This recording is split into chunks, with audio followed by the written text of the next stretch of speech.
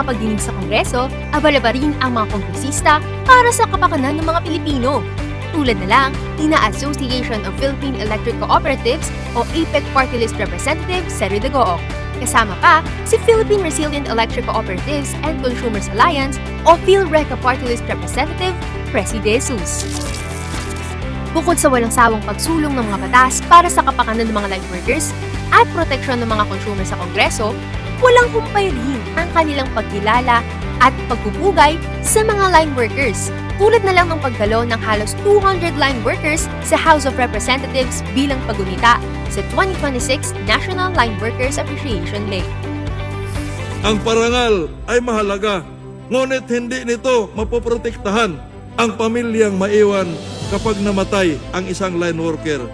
Ang tunay na papasasalamat ay nasusukat sa mga batas at polisiya na nag-iingat sa buhay ng ating mga nagbibigay ng liwanag. Sa ngalan ng milyon-milyon na mga member consumer owners ng 121 electric cooperatives sa Pilipinas, maging sa kanayunan man sa mga lungsod at sa lahat ng sulok ng bansa, maraming salamat sa ating mga line workers. Maraming salamat sa inyong tapang, sa inyong dedikasyon at malasakit, at maraming salamat sa inyong sakripisyo sa araw-araw. At sa pagtapos ng aking talumpati, nais kong magsalita hindi bilang kongresista, kundi bilang isang dating line worker. Hayaan ninyong sabihin ko sa inyo ngayon, habang ang karamihan sa atin ay naghahanap ng liwanag, kayo ang lumikha nito. Habang ang iba ay naghahanap ng pag-asa, kayo ang nagdadala nito. At habang ang bayan ay natutulog ng payapa sa gabi, kayo ang patuloy na nagbabantay upang manatiling may ilaw ang bawat tahanan.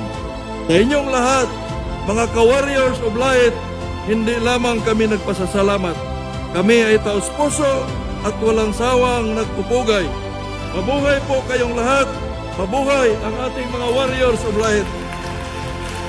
Maraming salamat po.